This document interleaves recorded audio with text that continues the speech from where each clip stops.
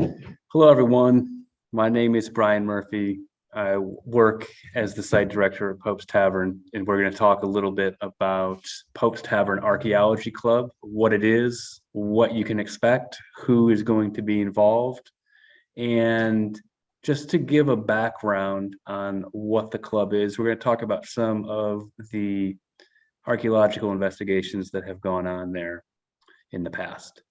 So archaeology at Pope's has really started out of this need to understand the site because we've exhausted all of our primary and secondary sources. So we've kind of run out of written information.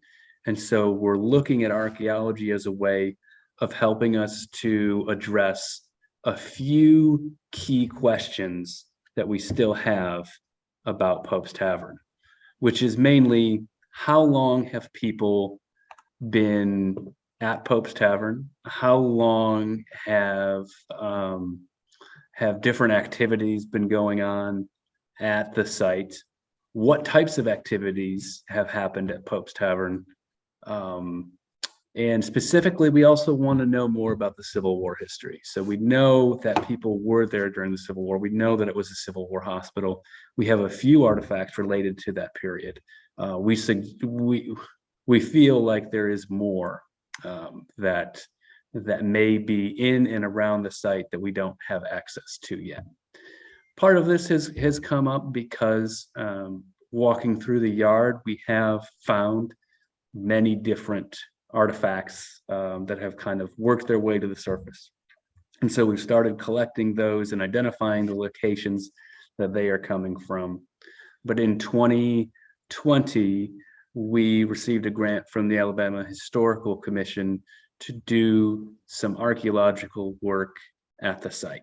And in 2021, the Office for Archaeological Research was in Florence, and they produced some really good information about the site. They started with a ground penetrating radar survey, and then went in to open two different test units. Test unit 2, which is shown here, and in test unit 1, which I don't know if I have an image of on these slides. And they uncovered a lot of artifacts that were kind of consistent with what we had been finding at the site. A lot of ceramic pieces, a lot of nails and glass, and some other objects too that were that speak a little bit more to the people who lived in the area. We found this marble, which is a very, very cool artifact, and we also have a few. This is a lead casting sprue, a bracelet. We found this bit of ceramic pottery in there as well. And so that excavation happened in August of 2021. And then we were happy to partner with Daniel and Marcia Holly, who's not here with us today, with the Alabama Archaeological Society's Junior Archaeology Day. And this happened last July. And Clayton and Lilly and Daniel and Marcia and other volunteers were there. And we had an excellent turnout of people from the community who came out to learn more about archaeology and participate in some activities. And that really got us thinking about how we can continue some of the work that had been done. So for Junior Archaeology Day, we opened another test unit, which is actually in the yard right next to test unit 2. And we opened that unit and started to excavate that, and some objects were recovered and also sorted, washed, and put into the collection.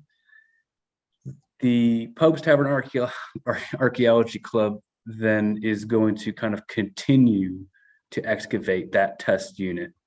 But it's also going to engage in more activities by allowing people to learn more about the different processes of archaeology. We're going to have different speakers come in and talk about different types of archaeology. We're going to learn how to identify artifacts, and we're going to should basically be an organization that can kind of continue its own education, and allow people to pursue different aspects of their interests in conversation with people who are doing this professionally. So we are grateful to be joined by Daniel, Clayton, and Lilly, who all have experience doing this and helping us out and volunteering their time to kind of help get us started and continue with this club. Daniel, are you able to comment a little bit on the club and kind of how it's going?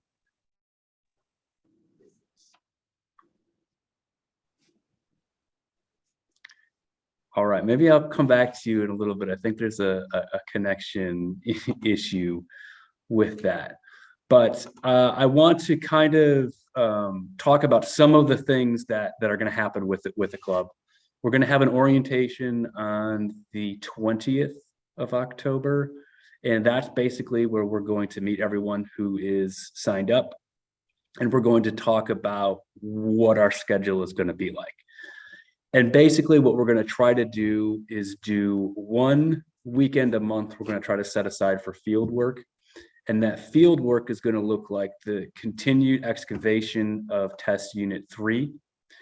And we're hoping to have enough people where some people will be working to excavate the unit. Some people will be working to sort artifacts, wash artifacts, catalog artifacts. In addition to the 1 day of field work, we're either going to alternate months or add in a weeknight presentation or weekend presentation from somebody who's working in the area, who has agreed to kind of help us and come out and do a presentation and talk a little bit about archaeology. So that's kind of what we're aiming for, is a little bit of continuing education, learning more about archaeology, and also participating in some field work measures.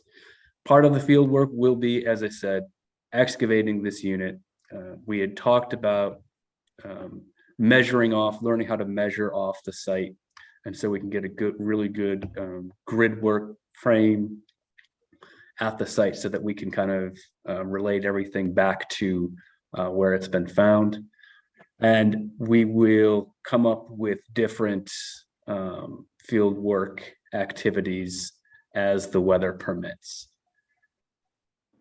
Clayton, you helped us out on Junior Archaeology Day and with test unit 3, which is not pictured here. I'm going to try to pull it up here in a minute, but can you talk a little bit about what that was like, what was found in that process and in that unit, and a little bit about what the reaction from some of the people and the participants was?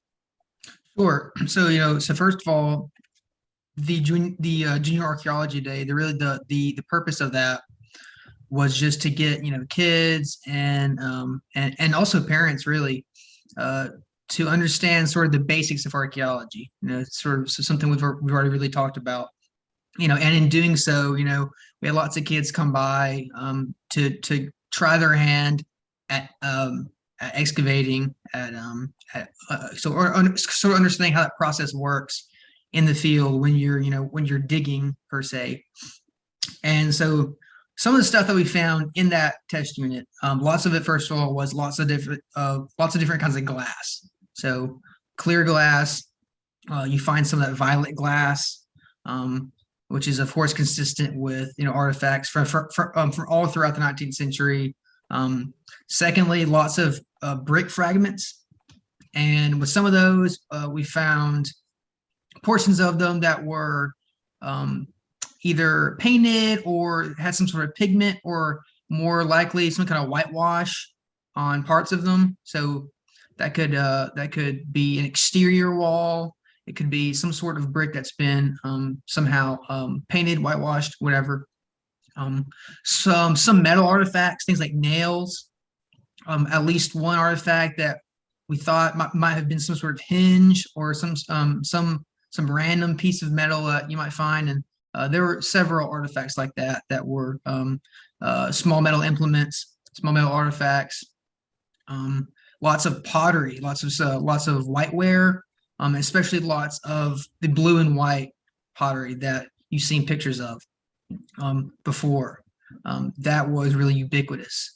So along then, you have brick, again, brick, glass, pottery. You have really the whole gambit of historic artifacts in that pit that were really interesting to uncover. So that, of course, suggests obviously there were people there. You've got artifacts, you've got ceramics, you've got you've metal and brick and brick materials for building, for structure, for foundation, for whatever it may be.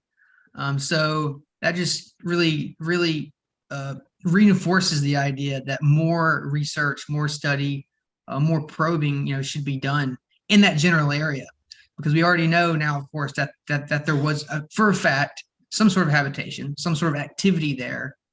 And really all that's left to do is just to go further and to continue to look at that area, at the surrounding area, really anywhere on property that we're able to continue to answer those questions and figure out, well, yes, there may have been habitation, but what specifically was it? What could this structure here be? What could this artifact mean? What could this group of artifacts mean?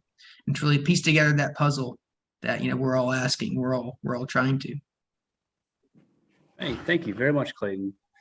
And Lilly, you volunteered for Junior Archaeology Day, and you also volunteered after Junior Archaeology Day to help kind of continue work in Test Unit 3. Could you talk a little bit about what you were doing and what your role was in that Junior Archaeology Day and afterwards?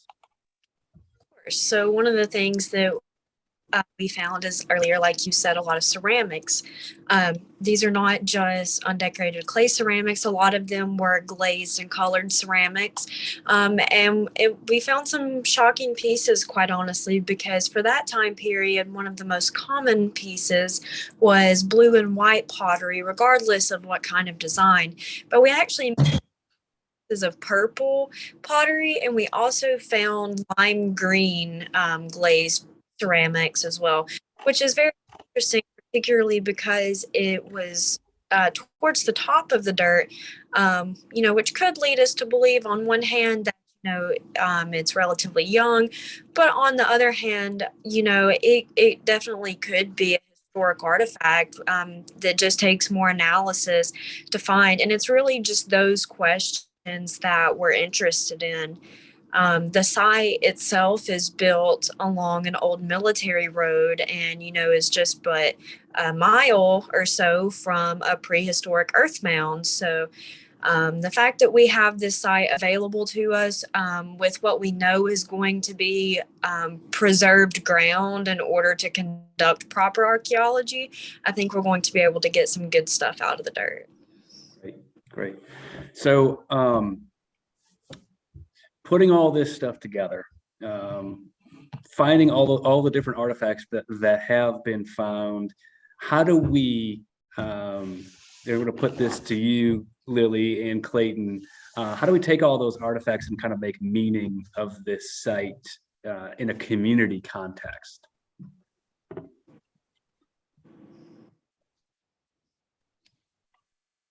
Well, really, on one hand, part of the reason we're involving the community with our work to begin with is because we really want this to be a community-defined project. We really want this to be a community-led project because archaeology is kind of a specialty, but a lot of people are interested in it from a very young age, but by the time they get older, they often have a lot of misconceptions. So we're really targeting the younger audience, but also the parents as well, because they're very interested. And we really just want to tailor it to their interests. And hopefully we could even take it beyond this and do things like community-led exhibits and things like that.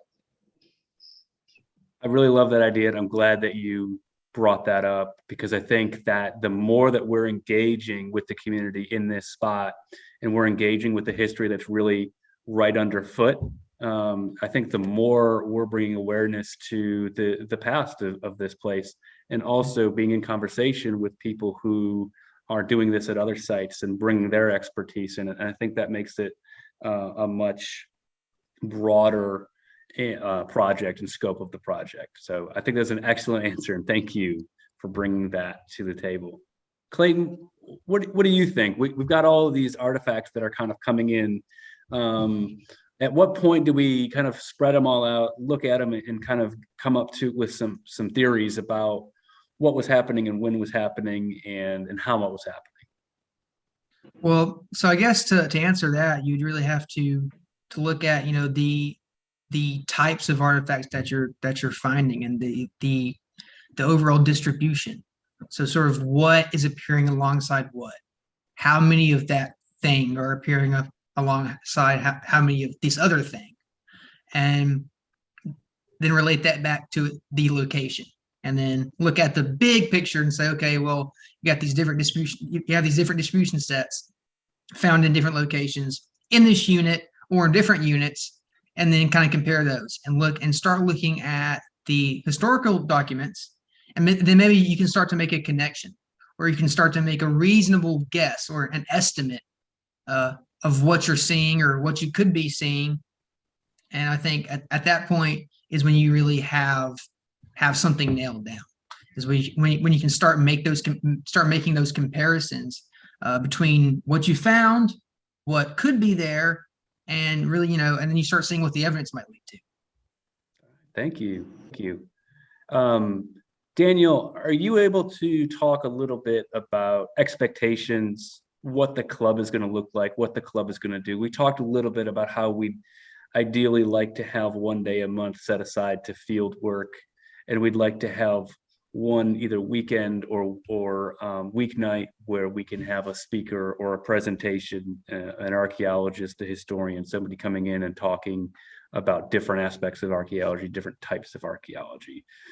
You've been working very hard to create this club and to bring some policies to it, and to reach out to to a lot of different archaeologists to kind of bring them in. Could you talk a little bit about expectations for the club going in?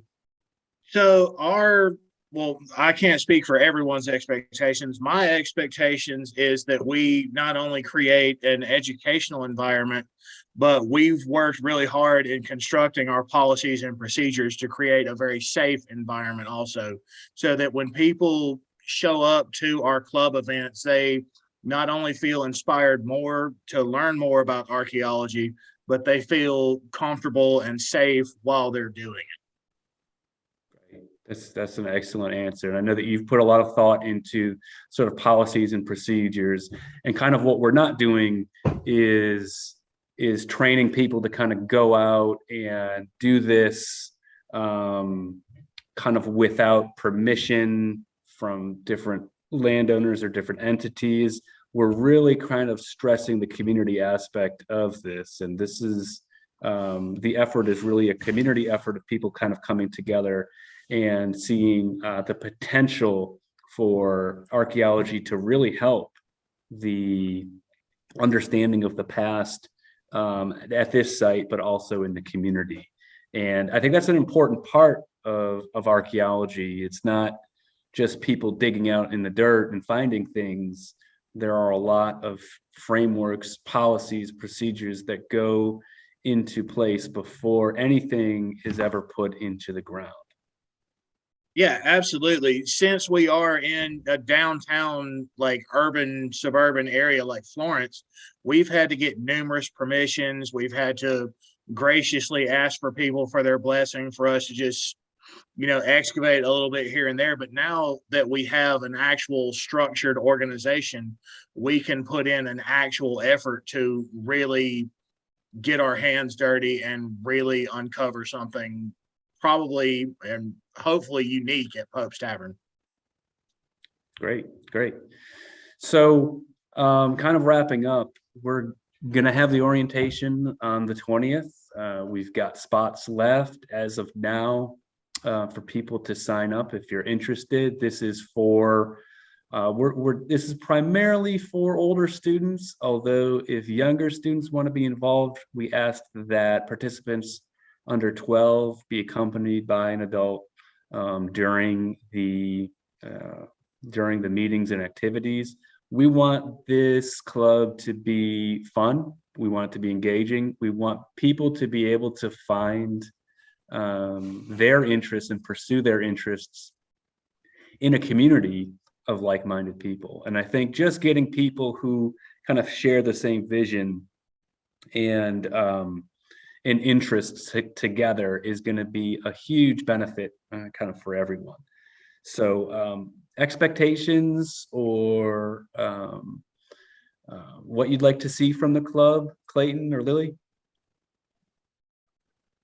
So, I mean, I guess just really just to restate what we've already, all talked about is a place for people to, well, one, come together with a shared interest is the first thing, and two, learn more about that shared interest, and then three, I think it really is just a general statement about the benefits of understanding something like archaeology, which is at its core scientific. It's not just about understanding archaeology. I think it's generally beneficial to study science. It develops skills in critical thinking. It develops all sorts of shared skill sets that as you progress in your career, whatever you might stay in archaeology, you might branch off to something else, but you're going to have that strong base in ethical professional standards and understanding how to think critically and understanding how to analyze evidence, how to potentially write, how to observe, how to sort of lay out the evidence for the public, for an audience, for a demographic. I think that is just really broadly helpful for anybody. Great. Thank you. Lilly? Yeah, I think one of my biggest expectations, I really just want the students to appreciate the deep appreciation that I have for this area's history. Like many people, I think a lot of us grow up with the mindset of, this is a small town and, there's a lot more out there. But truly, this area along the Tennessee River has always been an abundant and diverse area. And it is very much of interest to archaeologists. And like Clayton was saying, it's very much a science, and you have to have specialized knowledge to pursue these inquiries. So this club will really give students the opportunity not just to have fun, but it really will be educational, and they will be learning things through hands-on learning from the people who are actually doing it. And they'll be working to, again, benefit their community and improve our understanding as professionals, which I personally think is not only important, but really cool, because I think a lot of us as archaeologists didn't have this type of program when we were little, and I think most of us would have probably enjoyed it. So I'm happy to see that these types of programs are coming around to communities like ours. All right, Daniel, any final thoughts? No, I think we've covered everything pretty well. As you all have heard, our orientation meeting is the 20th. Make sure you show up for that. We are tentatively planning our first field day on the 23rd, if I'm not mistaken. Yes, I believe so. It's going to depend on people's schedules, but I think it's going to be the 23rd. We're going to try to get people out and working at that unit at Pope's Tavern. Yeah, and weather permitting, of course. Right. Right. Absolutely. So if you have any questions about this, You can visit our website, which is www.florencealmuseums.com. And from there, you can click on Learn and go to the Pope's Tavern Archaeology Club landing page. You can also get there from the Pope's Tavern landing page kind of in the beginning. Or you can send us an email at connect@florencealmuseums.com. Thank you all for being here. Clayton, Daniel, Lilly, thank you for all that you do and for participating and helping with this, get this off the ground. We're very appreciative and couldn't do it without you. Thank you. Thank you for letting us do it. Yeah, thank you.